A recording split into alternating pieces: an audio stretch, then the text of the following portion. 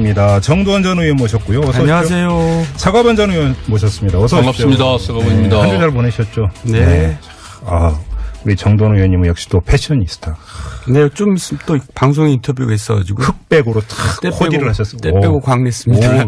예, 멋있습니다. 네. 라디오인 게 아닙니다. 자, 오늘 또 그러니까 이풀기용 토크부터 시작을 해드리는 조금 전에 여야원 연결해서 단일팀 논란, 한반도기 논란 입장 들어봤는데요. 한마디씩만 듣겠습니다. 정두원 의원님. 네. 어떻게 해야 된다고 생각하세요? 한반도기는 불가피하죠. 사실 9차례나 했는데 네. 이번에는 이제 우리가 주최한 행사니까 좀 다르긴 하지만 이제 뭐 그 정도까지 우리가 이제 양보를 해야 되지 않겠냐. 그게 제 개인 생각입니다. 아쉽지만은. 예, 호스트니까 네. 우리가. 네. 예. 이제 큰형님이 베풀어야죠. 단일팀은? 단일팀도 아쉬운 부분이지만 그것도 역시 또 우리가 베풀어야죠. 예. 사과반 의원님 어떻게 생각하세요? 아니 이거 노태우 대통령 때 시작한 거잖아요. 네, 아까 그다음에 정치권에서 한반도기 말씀하시는 거죠? 예, 한반도기를 가지고 지금 이걸 갖고 티격태격 해야 되니 말해야 되니 를 가지고 얘기한다는 게 네. 과거 또 한 번도 이런 예는 없었던 것 같아요. 여의도에서 국회에서 여야가 네. 이 한반도기를 가지고 이렇게 싸움을 하고 있는 정쟁을 벌이고 있는 이런 좀스러운 모습은 처음 아닌가 싶습니다. 정말 좀. 그 얘기하니까 다른 얘기 하나만 더 여쭤볼게요. 자유한국당 이철규 의원하고 인터뷰 때 그걸 여쭤봤으면 깜빡하고 못했는데. 그러니까 그러면 인공기 흔드는 건 괜찮다는 이야기냐는 질문까지는 드렸는데. 안철수 대표는 인공기도 절대 안 된다 그랬거든요. 아니 자기는 이제 예를 들어서 인공기, 태극기, 한반도기 뭐 다 들고 나오면 어떻습니까? 네. 아니 유엔이 인정한 국가 아닙니까? 그러니까 인공기는 안 된다는 거죠. 아니 근데 그게 안 된다. 그 초등학생 초등생도 아니고 네. 초딩이라 그러면 또 화내겠죠. 초딩 수준도 안 되는 거죠. 이게 아무리 지금 통합이 중요하고 보수 쪽에 혹시 점수를 좀 딸려 그래도 통합 때문에 유승민 대표를 의식해서 그런 얘기한 그 의식이죠. 그렇게 봐야 되나? 그렇게 보여지던데요. 예. 그렇더라도 이게 무슨 어느 저쪽의 정치 지도자라고 얘기할 수 있나요? 이게 그런 거는 보수의 한반도기는 그렇다 쳐도 보수의 입장이 아니고요. 인공기는 제가 늘 얘기했지만 극우의 입장이고요. 안철수 대표가 한 얘기. 아니 지금 서 의원 얘기했잖아요. 지금 뭔가 극중이 아니라 극우입니까 그러면? 극우죠. 알겠습니다. 이 정도로 하죠. 네. 이건 우리 애청자 여러분들 계속 지금 문자 보내주고 계시는데요. 아주 뜨거운 문자가 계속 들어오고 있습니다. 이 정도로 하고 오늘의 본 주제로 넘어갔으면 좋겠는데 이야기를 안 할 수가 없습니다. 저희 방송 시작하기 한 30분 전쯤에 이명박 전 대통령이 마이크 앞에 서서 입장을 밝혔습니다. 정두원 의원님. 네. 보셨어요? 아니요. 그냥 기사로 봤죠. 보셨어요? 기침을 왜 이렇게 많이 하는 거예요? 원래 좀 목이 기관지가 좀 안 좋죠. 기관지가 원래 안 좋으세요. 그리고 또 지금 긴장을 많이 하신 것 같아요. 긴장을 했다? 예, 어떤 점에서? 지금 굉장히 급하죠. 지금 상황이 이제 급하게 돌아가니까 본인이 지금 마음이 지금 굉장히 불편할 겁니다. 그럼 코너에 몰렸다고 본인 스스로 그렇게 생각하고 있다고 불안하죠. 보세요? 불안하다? 누구나 불안하죠. 예, 갑자기 뭔가 막 나올 것 같은데 좀 사람이 검찰에 갈 거를 생각하면 천하의 장사도 불안해집니다. 제가 겪어봐서 아는데. 그렇게 불안해요? 그렇게 불안하죠. 한번 해볼래요? 그러니까 저는 궁금한 거니까 검찰청사 앞에서 포토라인에 선 사람들이 저는 아무 문제 없습니다라고 이야기할 때 그 속마음이 어떨까? 그죠? 글쎄 그렇게 얘기하는 차라리 아무 얘기 말고 들어가지고 뭐 그렇게 얘기하고 들어가는지 기자들 앞에서 그런 얘기를 하면서 속으로 검찰이 어디까지 알고 있을까? 진짜 불안할 것 같아요. 그렇죠. 불안하죠. 심리가 딱 그런 거 아니겠어요? MB도 그럴 수 있다 지금. 그럼요. 그 자세한 내막은 좀 이따 좀 여쭤보도록 하고 사과반 의원님께 이걸 여쭤봐야 될 것 같은데 이명박 전 대통령이 오늘 그 입장에서 자신에 대한 검찰 수사를 성격 부정하면서 노무현 대통령의 죽음에 대한 정치 보복 이런 주장을 했습니다. 어떻게 받아들이세요? 먼 눈에는 뭐밖에 안 보인다고. 본인 딱 그 정도 본인 보고 싶은 것만 보고 볼 수 있는 것만큼만 보는 거죠. 예. 정치 보복을 본인이 했으니 모든 사물이 다 정치 보복으로 규정하고 싶고 노무현 전 대통령을 거론한 이후에 정치 의도가 깔렸다고 또 한편으로는 정말 보수가 인정해주지도 않는데 예. 어쨌든 이 그 보수의 이 그 대장 노릇 하고 싶고 그러면서 보수로부터 보호받고 싶은 그 코스프레 하고 있는 거 아닌가. 그러니까 옛날에 이런 생각이 보수가 듭니다. 가졌던 예. 이른바 반노 정서라는 걸 자극하려고 하는 거다. 자극시키는 거죠. 그렇게 보시는 겁니까? 예, 예. 정도는 의원님 어떻게 읽으셨어요? 그러니까 불법 수사하고 정치보복하고 대립되는 게 아니에요. 그러니까 불법 수사를 하지만은 정치보복적인 성격이 당연히 있죠. 그거를 뭐 이렇게 별개로 생각하면 안 되죠. 자, 알겠습니다. 그 조금 전에 그 정도원 의원께서는 MB가 지금 코너에 몰려서 엄청 불안해하고 있을 것이라고 지금 추정을 했는데요. 자, 김백준 전 총무기획관이 구속이 됨과 동시에 지금 입장 발표를 하지 않았습니까? 앞서 이제 저희가 인터뷰했던 박영선 의원 같은 경우는 그게 결정적 계기였을 것이다라고 추정을 하던데 의원님은 어떻게 분석을 하세요? 그게 아니고요. 아, 그거 아니에요? 키는 김백준이 아니고 예. 김희중 전 부속실장입니다. 이번에 어떤 점에서 그렇게 김희중 보세요? 부속실장이 집사 중에 집사거든요.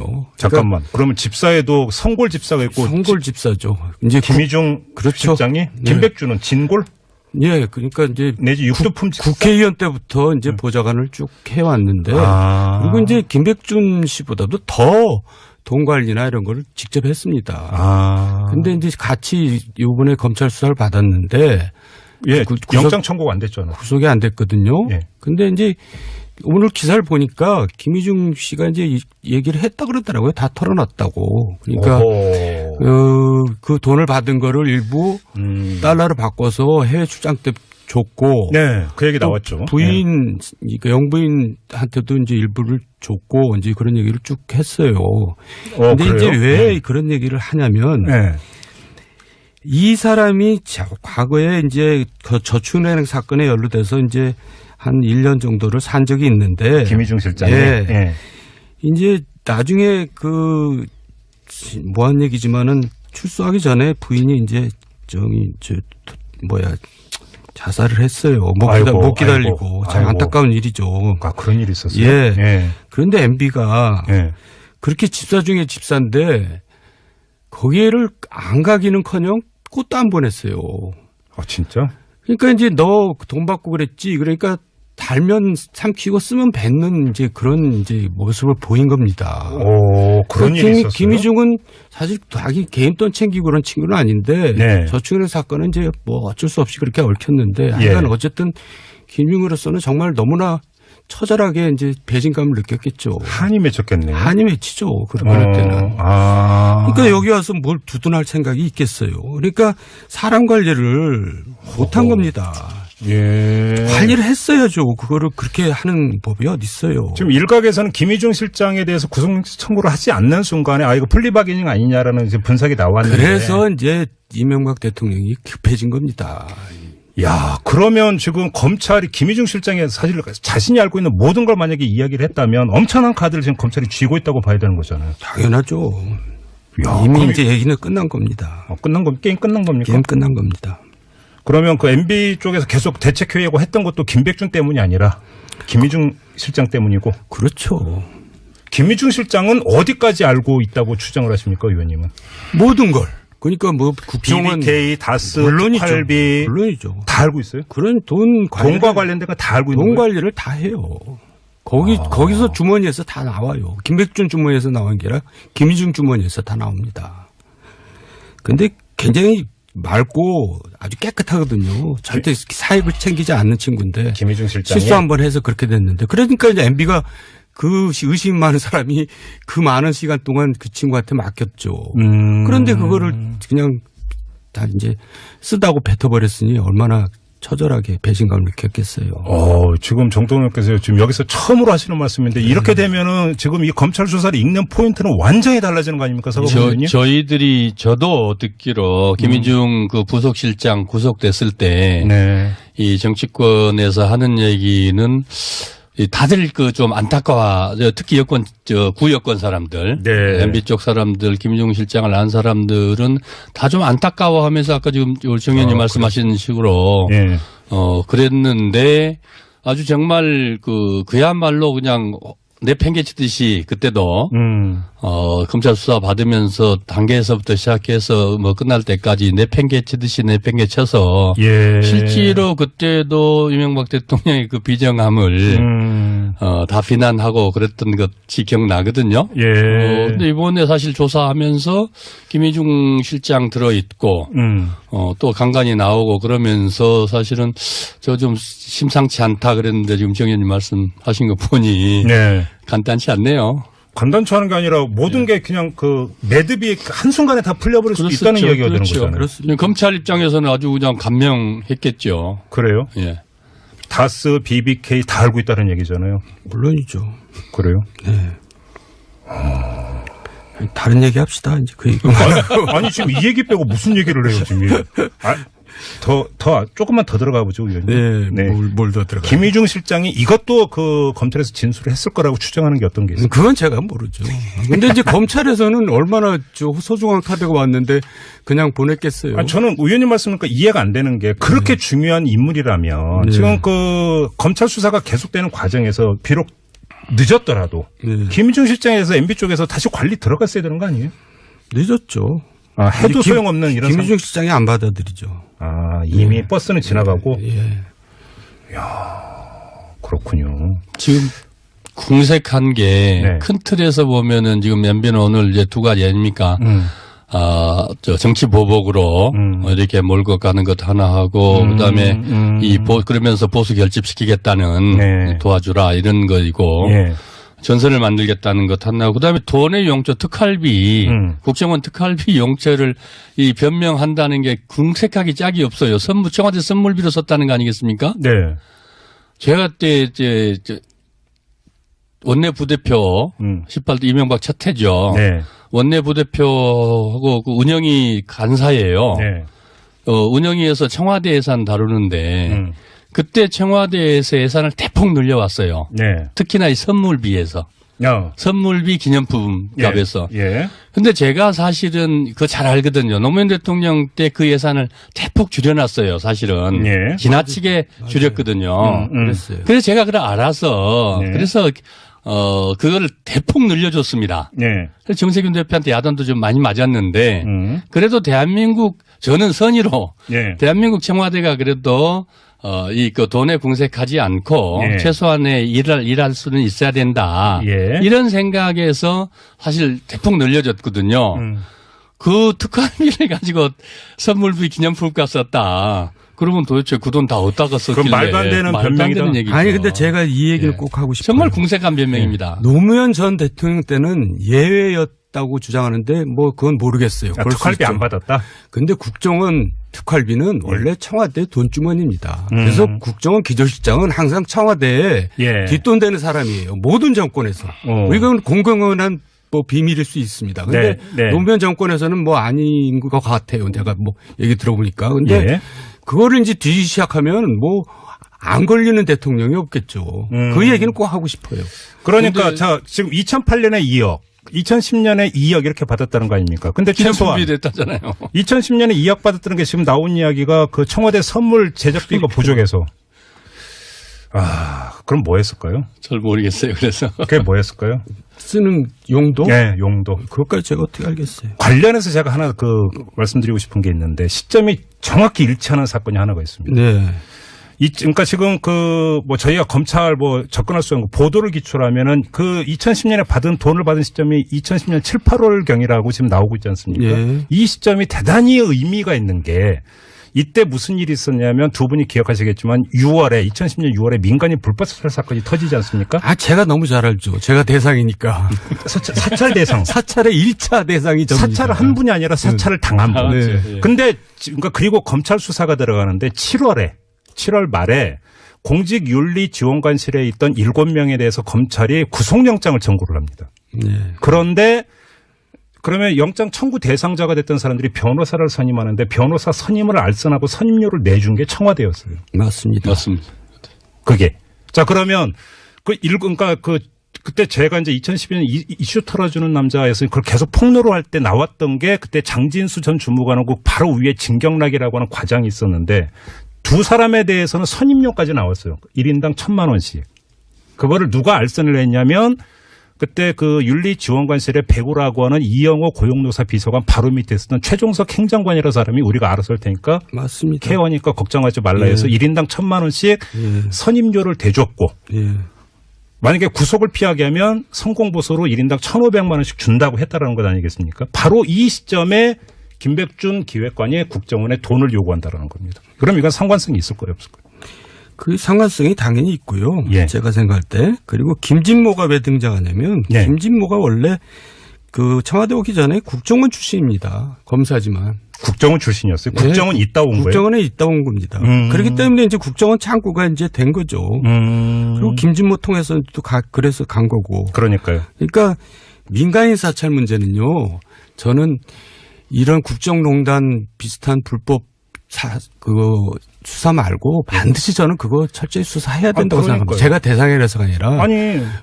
제가 무슨 얘기까지 들었느냐면요. 그 당시에 정두원과 가까운 자를 다 우리나라에서 다 말살시켜라. 뿌리를 말살이라는 표현까지. 뿌리를 뽑아라. 이렇게 얘기를 했어요. 그래서 제가 하도 답답해서 이렇게 얘기했어요. 그러면 그러기 전에 나한테 한번 스크린을 받아라. 나하고 친하지도 않은데 당하면 얼마나 억울하겠냐. 어? 네, 사찰하는 사람이 무슨 스크린을 해. 그런 식으로 사찰을 했다니까요. 완전히 지금 그 속어나 뭐까지 뒤졌다 이거잖아요. 그런 이야기라면.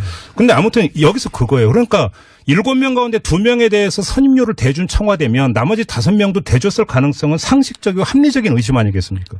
그것만 해도 총액이 얼마겠어요. 그럼 그 돈이 어디서 나오겠냐라는 거. 근데 지금 진행하는 분이 뭐 저희가 할 얘기를 다 해버리면 어떡해요. 입이 근질거려요. 여기까지만 이야기를 할게요. 여기까지만. 그러니까 이게 사실은 모든 게 지금 얽혀 있는 것이 아니냐라고 하는 것인데 이렇게 되어버리면 지금 오늘 제가 그 정돈 의원께서 김희중 실장의 사연을 말씀하시는 순간에 지금 질문 드리고자 했던 모든 게 여기서 다 무너져 버렸습니다. 검찰 수사 포인트가 뭘까? 검찰 수사가 어떻게 그러니까 귀결될까? 그러니까 MB가 어떻게 될까? 다 여쭤보려고 했는데 다 끝난 얘기잖아요. 박근혜 정부 이제 그 국정원 특활비 문제는 이현수 전 기조실장이 다 얘기한 거 아니에요? 그렇죠. 뭐 이제 그런 거랑 같은 이제 케이스입니다. 박근혜 정권 때 이현수 전 기조실장이 키맨이었다면 MB 정부에서는 김희중 전 실장이 키맨이다. 이런 이야기가 되는 것 같은데 그러면 이명박 전 대통령의 사법 처리 전망은 어떻게 보십니까? 서가번 의원님. 이게 지금 정 의원님 말씀대로 또 뭐 또 언론 보도를 보나 여러 가지 정황상으로 보나 어쨌든 이 지금 점점 이제 좁혀가는 거 아니겠습니까? 검찰이 할 일이고 또 법원에서 판단할 일이지만은 어쨌든 법대로 원칙대로 처리해야죠. 엄정하게. 그렇지. 팩트에 따라서. 그렇죠. 근데 이제 사법 처리 이런 얘기 나오면 저도 사실 불편해집니다, 마음이. 그렇죠. 그리고 그게 뭐 적이든 또 제가 억울하게 당했던 사람이든 그거는 좀 누가 사법 처리 당한다 하면 저는 마음이 아프고요. 그러니까요. 근데 이재호 전 대표가 뭐 전쟁이다 이런 얘기를 했잖아요. 저는 되게 웃기는 얘기라고 생각해요. 왜요? 그러니까 소총 든 사람하고 핵미사일하고 전쟁이 됩니까? 저는 그런 얘기는 항상 좀 이상해요. 그러니까 말이. 누가 미사일 들었고 누가 소총 든 거예요? 지금의 이명박 지금 소총도 없는 거죠. 그리고 지금 정권이 지금 핵미사일을 가지고 있는데 그게 싸움이 됩니까? 미사일 대 몽둥이 그게 무슨 전쟁이라고 할 수가 있어요. 근데 그 그러니까 이재호 대표가 했던 얘기 중에 또 하나의 어록이 MB는 돈 문제에 있어서만큼 깨끗하다 이렇게 이야기를 했던데. 공급은 절대 안 쓰죠. 그러니까 공급은 안 쓴다. 그러니까 이제 국정원 특활비도 자기 주머니에 들어간 건 하나도 없을 거예요. 다 이제 무슨. 근데 지금 여기서 뭐 민간 사찰부라든가 뭐 이 뒷수습하거나 이런 데 만약에 썼다든지. 그런 데 쓰죠. 자기 뭐 개인적으로 쓰는 거는 그런 거는 철저히 가리죠. 아무튼 그럼에도 불구하고 이게 만약에 용도가 이렇다라고 하면 이건 국고 횡령에 해당이 되는 거고 당연히. 근데 저는 만약에 지금 여기서 모든 게 실타래가 다 풀린다고 만약에 가정을 하면 이명박 전 대통령의 사법 처리의 범위는 도대체 가지수는 도대체 어떻게 되는 겁니까? 저는 헤아릴 수가 없습니다. 박근혜 전 대통령 같은 경우에 지금 기소된 내용이 20가지잖아요. 지금까지 이제 국정원 특활비가 나와서 20가지로 늘었잖아요. 저 서 의원께서 얘기하세요. 조금 더 이제 지금 이거 하나하나를 봐야 되면은 그러면 이제 다시 또 BBK 다스부터 그러니까. 다 가고 특활비에 뭐 하나하나 들어가면은 그 작지 않죠. 간단치 않고. 그래요. 근데 아무튼 그 김희중 실장이 만약에 이렇게 다 이야기를 했다 하더라도 그것이 갖는 증거 능력과 그 공소 유지에도 큰 문제가 없을 정도로 구체적일 거라고 의원님 그렇게 분석을 하세요? 진단을 하세요? 그렇죠. 그래요? 예. 그럼 상당한 어떤 뭐냐면 단순한 그 진술만이 아니라 무슨 자료라든지 이런 것들도 김희중 실장이 갖고 있었을 가능성이 있다고 보세요? 구체적인 상황을 이제 얘기를 했겠죠. 자료까지 가지고 있겠어요. 그래요? 뭐 그렇게 뭐 그런 걸 때문에 자료를 뭐 미리 준비하고 그런 친구는 아닙니다. 굉장히 순수한 사람이에요. 그렇군요. 국정원 기조실장이 가서 직접 보고를 했다는 거 아니겠습니까? 김주성 실장. 예. 예. 김주성 실장이 보고를 했다는 것을 어떻게 누가 본인이 그거를 그냥 순수하게 그렇게 얘기를 했겠습니까? 이 김희중 실장이나 아니면 누군가의 그런 구체적 증언이 있었기 때문에 네. 이게 어떻게 빠져나갈 방법이 없잖아요. 그렇죠. 참고로 예. 김주성 실장은 누구냐면요. 저 이상득 예. 형님의 코롱 때부터 이제 부합니다. 네. 그때부터 그래갖고 서울시 이제 경영학단 뭐 사장도 했고요. 그런데 이제 이 양반이 뭐 이렇게 내가 볼 때는 그렇게 충견도 아니고 충신도 아니고 의리를 뭐 지킨 사람도 아니고. 근데 가서 아니되옵니다는 했다는 거잖아요. 보도에 따르면. 이제 자기 보신 때문에 그랬겠죠. 불똥이 자기한테 튈까봐. 예, 나중 생각해서. 그렇군요. 알겠습니다. 흥미진진해집니다. 더. 이 정도로 가름을 하고 다른 문제 좀 여쭤보고 직설도 마무리를 해야 될 것 같은데요. 조국 청와대 민정수석이 지난 일요일에 권력기관 개혁 방안을 발표를 했는데 야당에서는 그러더라고요. 왜 이거를 조국 수석이 발표하냐. 이렇게 이제 비판을 하던데 서가번 의원님 어떻게 생각하세요? 그럼 누가 발표를 하죠? 할 거면 총리실에서 했어야 된다 이렇게 주장하던데. 그게 그러니까 이건 지금 청와대 각각 정부 정책이라는 게 네. 청와대 어젠다가 있고 총리실 어젠다가 있고 각 부처 어젠다가 있습니다. 이 그 권력기관의 이 그 조직 개편의 문제는 네. 지금 이 법무부 한나의 검찰 문제만 아니고 경찰도 들어있고 기타 심지어는 뭐 국정원까지 다 들어있는 거 아니겠습니까? 국정원 대공수사 이 처까지 다 들어있어요. 네. 그러면은 이게 총리실 소관이 아니고 청와대 대통령의 어젠다로서 청와대에서 전체적으로 그림을 그리고 네. 또 하나하나 작업을 하는 거거든 조정하고. 네. 그 일들은 당연히 청와대에서 하고 당연히 민정수석실의 소관 업무로서 네. 그걸 발표하고 그걸 가지고 이제 국회에서 입법하는데 국회 사법계획위에서도 안을 가지고 네. 입법 과정에서 이제 정부와 여야 간의 조율을 해야 되고 또 정부와 또 조율을 하게 되는 거죠. 너무 당연한 걸 가지고 이걸 시비를 거는 네. 저분들의 이 내부조가 궁금하죠. 정부에서 정부안을 발표하는 건 당연하다는 거에 동의하는데 네. 가급적이면 부처 장관이 발표하거나 총리실에서 발표하는 게 맞아요. 수석들이 자꾸 나서는 거는 수석들은 사실 연락병들이거든요. 정부 부처에 대통령과의. 근데 수석들이 나서는 거는 자꾸 장관들을 자꾸 바지 사장으로 만드는 거예요. 근데 저도 그 생각을 해봤는데 근데 문제는 국정원은 지금 총리실이 그러니까 통할 대상이 아니라 대통령 직속으로 되어 있으니까 총리실에서 발표하는 것도 제가 문제가 드리는 있잖아요. 말씀이 그거거든요. 정부 여당 그러지 않습니까? 정부 여당 그러면 이제 여야 당정회의를 합니다. 예. 이 안들이 나오면은 그래서 당정회의에서 사안에 따라서 이 국회 협조가 정말 긴밀하게 필요한 것들은 네. 당에서 발표를 하는 경우도 있어요. 그러나 지금 우리 그 앵커께서 말씀하셨듯이 이게 국정원 문제까지 같이 들어있거든요. 예. 또 이 검찰 문제, 경찰 문제, 이 정부 조직에 가장 민감하고 핵심적인 이게 정부 조직이에요. 또 이게 권위를 가지려면 결국은 어쩔 수 없이 네.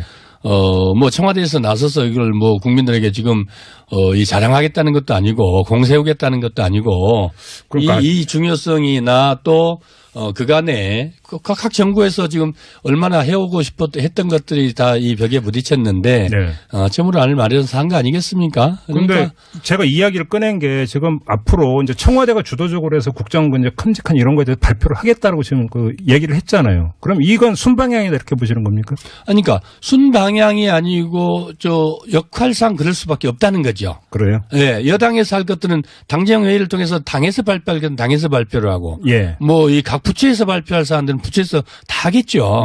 그러나 아까 말씀드렸듯이 또 총리실 어젠다는 총리실에서 네. 조정해서 발표할 것이고. 예. 그러나 이제 국정개혁 과제들 중에 대통령이 이게 예. 직접 책임을 지고 청와대에서 이 그 조정하는 것들 안을 만드는 것들은 그건 당연히 청와대에서 발표해야죠. 근데 얘기 예. 진행하다 보니까 갑자기 퍼뜩 옛날 장면이 떠올랐는데 한참 잘 나갈 때 안종범 정책조정수석 네. 정기적으로 청와대 마이크에 서가지고 브리핑 비슷한 거 계속 하지 않았습니까? 예. 그러니까 경제 운영 방향 이렇게 가야 되고 이런 거요. 그 박근혜 정부 때는 더 심했어요. 그때는 당정이란 말도 안 쓰고 당청이란 말 썼어요. 정부는 당청이라고 없어졌어요. 그랬죠, 예. 그러니까 다시 말하지만 청와대 수석들은 대통령과 부처 장관의 연락병입니다. 네. 연락병과 왜 당이 협의를 해요? 즉 장관들하고 해야죠. 그러니까 자꾸 수석들이 나서면은 장관들이 각 부처가 힘을 잃어요. 그래서 역할을 못한다 그 얘기입니다. 네. 알겠습니다. 그럼 그 정도로 가름하고 마지막으로 하나만 더 여쭤보겠습니다. 서가번 전 의원께 먼저 여쭤봐야 되는데 양정철 전 홍보기획 비서관이 오늘 입국을 하지 않았습니까? 근데 자유한국당의 김성태 원내대표가 문재인 대통령 참모 가운데 가장 괜찮은 분인 것 같다. 이렇게 호평을 했습니다. 어떻게 받아들이세요? 잘 보신 것 같네요. 왜냐면은 예. 저 사실 이른바 실세 중에 실세라고 다들 세간에 그렇게 알려져 있지 않습니까? 또 실제로 또 그 말이 틀린 말이 아니고요. 네. 그럼에도 불구하고 일체 사리 사욕 없이 그냥 홀홀 털고 외국에 나가지 않았습니까? 예. 책 써서 이제 발표하려고, 잠깐 출판 기념회 때 귀국했어요. 잠깐 귀국했는데, 사실 말이 그렇지 쉬운 일이 아니거든요. 그렇죠. 그런데 그런 것들을, 김성태 원내대표가 보고 말씀하셨다고 생각합니다만은, 네. 누구에게나, 김성태 원내대표뿐만 아니라 누구에게나 그거는, 그렇게 보여지지 않았을까. 마지막으로 정도로 의원께 이 점을 여쭤볼게요. 근데 저는 이걸 보면서 사실은 그러니까 창업공신 흔히 이야기를 하면 네. 그러면 이제 그때 그 대통령이 참모고 대통령이 되도록 만든 1등 공신이라면 그 책임성을 따지면 사실은 그 정권을 잡은 다음에도 대통령 옆에서 보좌하는 게 사실은 더 맞는 얘기잖아요. 근데 제가 후회하는 게 이겁니다. 예. 제가 양정철 비서관처럼 했어야 돼요. 그게 진정한 실세입니다. 그게 그가 실세라고 정부의 안에 청와대에 있으면은 가만 안 놔둬요. 그리고 결국 또 정권 끝나면 또 굳은 일 겪습니다. 그게 한 번도 예외가 없거든요. 자기 의지와는 다르게 굉장히 지혜로운 거죠. 그렇죠. 그리고 결국 제가 볼 때는 이제 문재인 정부도 좀 어려움을 겪을 일이 있거든요. 네. 그때는 이제 제가 볼 땐 등장할 겁니다. 그때는 와서 오히려 도와야 된다 이렇게 또 그때는 또 등장해야 되고요. 등장할 거예요. 그런 일이 생기면 그런 일이 생겨서는 안 되겠습니다만은. 네. 예. 그렇죠. 하긴 그렇더라고요. 어떤 국회의원 이야기 들어보니까 법안 관련해서 기업이 막 결사적으로 하길래 안 된다고 딱 끌었더니 친척을 찾아가더라 이런 얘기거든요. 친척까지 가만 놔두지 않는 거 정말 자기가 경악을 했다고. 네, 가만 안 놔두죠. 그러니까 본인의 의지만 갖고도 안 되는 부분들이 있다. 이렇게 본다면 오히려 양정철 전 비서관이 더 현명하고 잘하고 있는 거죠. 이렇게 우리 애청자 여러분들도 충분히 평가를 하실 거라고 생각을 하고요. 오늘 직설은 이렇게 마무리를 하도록 하겠습니다. 서가번 전 의원, 정두환 전 의원 두 분과 함께했습니다. 고맙습니다. 네, 감사합니다. 네. 셨어요. 그러니까 불법 수사하고 정치보복하고 대립되는 게 아니에요. 그러니까 불법 수사를 하지만은 정치보복적인 성격이 당연히 있죠. 그거를 이렇게 별개로 생각하면 안 되죠. 자, 알겠습니다. 조금 전에 정도원 의원께서는 MB가 지금 코너에 몰려서 엄청 불안해하고 있을 것이라고 지금 추정을 했는데요. 자, 김백준 전 총무기획관이 구속이 됨과 동시에 지금 입장 발표를 하지 않았습니까? 앞서 이제 저희가 인터뷰했던 박영선 의원 같은 경우는 그게 결정적 계기였을 것이다라고 추정을 하던데 의원님은 어떻게 분석을 하세요? 그게 아니고요. 그거 아니에요? 키는 김백준이 아니고 김희중 전 부속실장입니다. 이번에 어떤 점에서 그렇게 김희중 부속실장이 집사 중에 집사거든요. 잠깐만. 그러면 집사에도 성골 집사가 있고 성골 집사죠. 이제 김희중 실장이 김백준은 진골?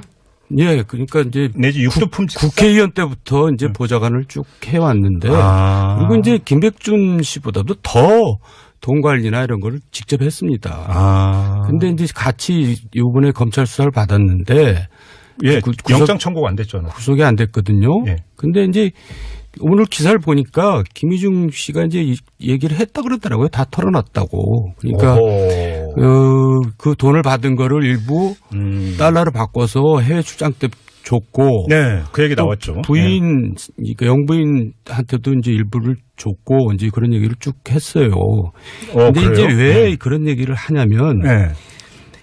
이 사람이 과거에 이제 그 저축은행 사건에 연루돼서 이제 한 1년 정도를 산 적이 있는데. 김희중 실장이. 예. 예.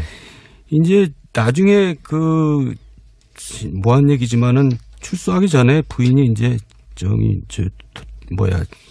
자살을 했어요. 못 기다리고. 아이고, 참 안타까운 일이죠. 아, 그런 일이 있었어요? 예. 예. 그런데 MB가 예. 그렇게 집사 중에 집사인데 거기를 안 가기는커녕 꽃도 안 보냈어요. 아, 진짜? 그러니까 이제 너 돈 받고 그랬지. 그러니까 달면 삼키고 쓰면 뱉는 이제 그런 이제 모습을 보인 겁니다. 오, 그런 일이 있었어요? 김희중은 사실 자기 개인 돈 챙기고 그런 친구는 아닌데 네. 저축은행 사건은 이제 뭐 어쩔 수 없이 그렇게 얽혔는데 하여간 어쨌든 김희중으로서는 정말 너무나 처절하게 이제 배신감을 느꼈겠죠. 한이 맺혔겠네요. 한이 맺히죠. 그럴 때는. 그러니까 여기 와서 뭘 두둔할 생각이 있겠어요. 그러니까 사람 관리를 못한 겁니다. 예. 관리를 했어야죠. 그거를 그렇게 하는 법이 어디 있어요. 지금 일각에서는 김희중 실장에 대해서 구속 청구를 하지 않는 순간에 이거 플리바게닝 아니냐라는 이제 분석이 나왔는데. 그래서 이제 이명박 대통령이 급해진 겁니다. 야, 그러면 지금 검찰이 김희중 실장의 사실 자신이 알고 있는 모든 걸 만약에 이야기를 했다면 엄청난 카드를 지금 검찰이 쥐고 있다고 봐야 되는 거잖아요. 당연하죠. 야, 이미 이제 얘기는 끝난 겁니다. 게임 끝난 겁니까? 게임 끝난 겁니다. 그러면 그 MB 쪽에서 계속 대책회의하고 했던 것도 김백준 때문이 아니라 김희중 실장 때문이고. 그렇죠. 김희중 실장은 어디까지 알고 있다고 추정을 하십니까, 의원님은? 모든 걸. 그러니까 뭐 국정원, BBK, 다스, 물론이죠. 팔비 물론이죠. 다 알고 있어요? 그런 돈과 관련된 거 다 알고 있는 돈 거예요? 관리를 다 해요. 거기서 주머니에서 다 나와요. 김백준 주머니에서 나온 게 아니라 김희중 주머니에서 다 나옵니다. 근데 굉장히 맑고 아주 되는데, 그러니까 그러면 인공기 흔드는 건 괜찮다는 이야기냐는 질문까지는 드렸는데 안철수 대표는 인공기도 절대 안 된다 그랬거든요. 아니 자기는 이제 예를 들어서 인공기, 태극기, 탄반도기 뭐 다 들고 나오면 어떻습니까? 네. 아니 유엔이 인정한 국가 아닙니까? 그러니까 인공기는 안 된다는 거죠. 아니 근데 그게 안 된다. 그 초등학생 초등생도 아니고 네. 초딩이라 그러면 또 화내겠죠. 초딩 수준도 안 되는 거죠, 이게. 아무리 지금 통합이 중요하고 보수 쪽에 혹시 점수를 좀 딸려 그래도 통합 때문에 유승민 대표를 의식해서 그런 얘기한 그 의식이죠. 그렇게 봐야 되나? 그렇게 보여지던데요. 예. 그렇더라도 이게 무슨 저쪽의 정치 지도자라고 얘기할 수 있나요, 이게? 그런 거는 보수의 한반도기는 그렇다 쳐도 보수의 입장이 아니고요. 인공기는 제가 늘 얘기했지만 극우의 입장이고요. 안철수 대표가 한 얘기. 아니 지금 서 의원 얘기했잖아요. 지금 뭔가 극중이 아니라 극우입니까 그러면? 극우죠. 알겠습니다. 이 정도로 하죠. 네. 이건 우리 애청자 여러분들 계속 지금 문자 보내주고 계시는데요. 아주 뜨거운 문제가 계속 들어오고 있습니다. 이 정도로 하고 오늘의 본 주제로 넘어갔으면 좋겠는데 이야기를 안 할 수가 없습니다. 저희 방송 시작하기 한 30분 전쯤에 이명박 전 대통령이 마이크 앞에 서서 입장을 밝혔습니다. 정두원 의원님. 네. 보셨어요? 아니요. 그냥 기사로 봤죠. 아, 보셨어요? 기침을 왜 이렇게 많이 하는 거예요? 원래 좀 목이 안 기관지가 좀 안 좋죠. 기관지가 원래 안 좋으세요. 그리고 또 지금 긴장을 많이 하신 것 같아요. 아, 긴장을 했다? 예, 어떤 점에서? 지금 굉장히 급하죠.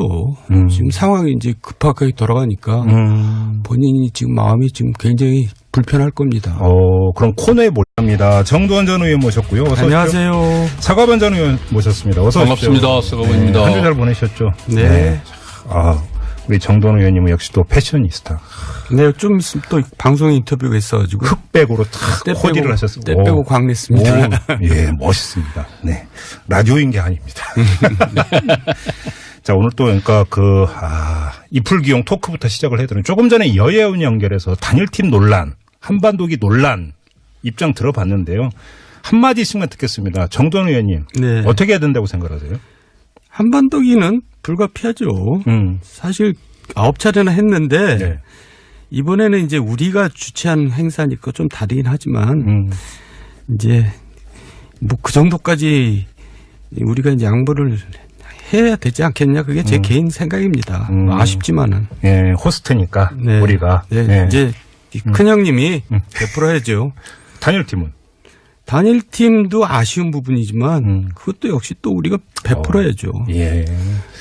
사과번 의원님 어떻게 생각하세요?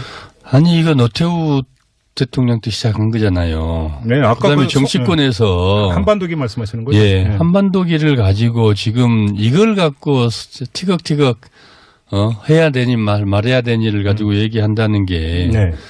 과거 또 한 번도 이런 예는 없었던 것 같아요. 여의도에서 국회에서 여야가 네. 이 한반도기를 가지고 이렇게 그 싸움을 하고 있는 정쟁을 벌이고 있는 이런 좀스러운 모습은 처음 아닌가 싶습니다. 정말 좀.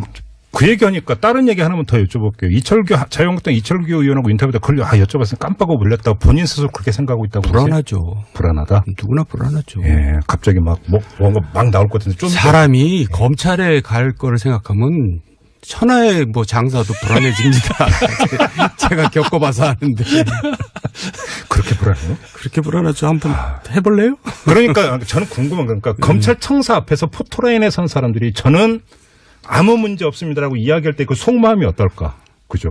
글쎄 그렇게 얘기하는 차라리 아무 얘기 말고 들어가지고 뭐 그렇게 얘기하고 들어가는지 기자들 앞에서 그런 얘기를 하면서 속으로 검찰이 어디까지 알고 있을까? 진짜 불안할 것 같아요. 그렇죠. 불안하죠. 심리가 딱 그런 거 아니겠어요? MB도 그럴 수 있다 지금. 그럼요. 그 자세한 내막은 좀 이따 좀 여쭤보도록 하고 사과번 의원님께 이걸 여쭤봐야 될 것 같은데 이명박 전 대통령이 오늘 그 입장에서 자신에 대한 검찰 수사를 성격 부정하면서 노무현 대통령의 죽음에 대한 정치 보복 이런 주장을 했습니다. 어떻게 받아들이세요? 먼 눈에는 뭐밖에 안 보인다고.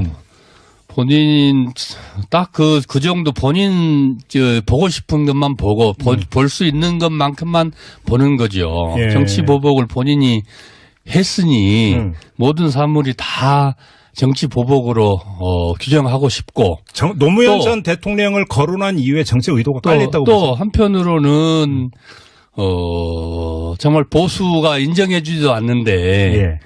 어쨌든 보수의 대장 노릇 하고 싶고 그러면서 보수로부터 보호받고 싶은 그 코스프레 하고 있는 거 아닌가. 그러니까 옛날에 보수가 가졌던 이른바 반노 정서라는 걸 자극하려고 하는 거다. 거죠. 그렇게 보시는 겁니까? 예. 정도는 어떻게 읽으세요?